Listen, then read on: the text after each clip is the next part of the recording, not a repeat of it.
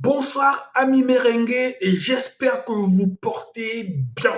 On joue aujourd'hui pour le compte de la 26e journée de Liga et le Real de Madrid se déplace aujourd'hui à 18h30 du côté du Betis Séville. Voilà pour le compte de la 26e journée de Liga. Il faut dire que c'est un match très important. Si le Real de Madrid est au contact du FC Barcelone avec le même nombre de points, eh bien, en jouant aujourd'hui face au Betis Séville, le Real de Madrid a le Real de Madrid a l'occasion de mettre la pression sur le FC Barcelone parce que lorsque tu joues avant ton adversaire et que tu gagnes, c'est une forme de pression que tu mets sur ton adversaire. Donc, le Real de Madrid va jouer contre une bonne équipe de Betis Séville parce que le Betis Séville est 6e au classement. Le Betis Séville se bat pour les places européennes. Donc, ce qui me laisse penser quand même que ça va être un match un peu compliqué pour le Real de Madrid.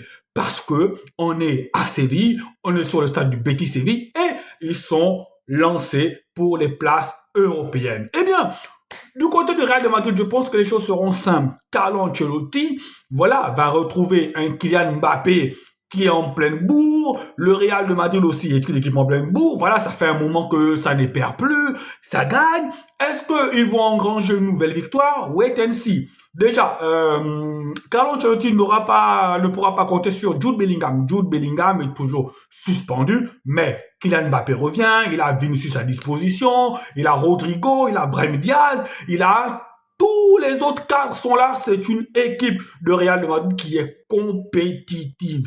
Maintenant, vous le savez bien, amis merengue, voilà, c'est de bonne guerre, c'est comme ça. Moi, en tant que supporter barcelonais et tous les Barcelonais du monde, vous savez ce que nous, on va faire. Eh bien, nous, comme toujours, on va vous envoyer des ondes négatives. On sera là pour assister à votre chute. On sera là en espérant que le Betis Séville puisse faire le boulot, en espérant que le Betis Séville puisse faire le résultat. Et le résultat, c'est quoi? Un match nul, c'est bien.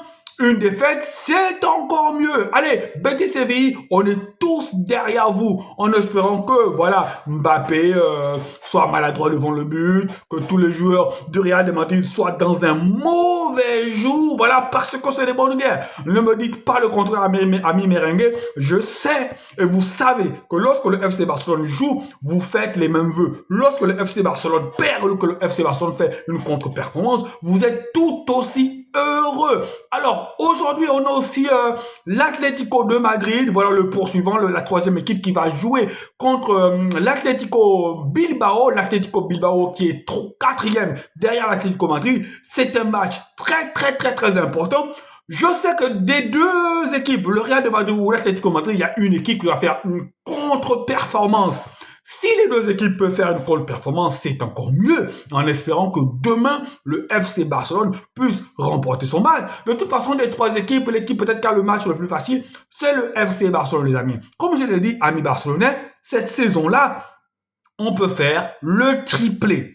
On peut faire le triplé. Et j'espère déjà qu'aujourd'hui, le Real de Madrid à 18h30 va faire une contre-performance. Mais j'ai un peu de doute. J'ai un peu de doute parce que ce Real-là est lancé. J'ai un peu de doute parce que Mbappé est venu au Real de Madrid pour gagner les titres. J'ai un peu de doute parce que ce Real-là va se battre jusqu'au bout. Je le sens, ce Real-là va être un adversaire jusqu'au bout.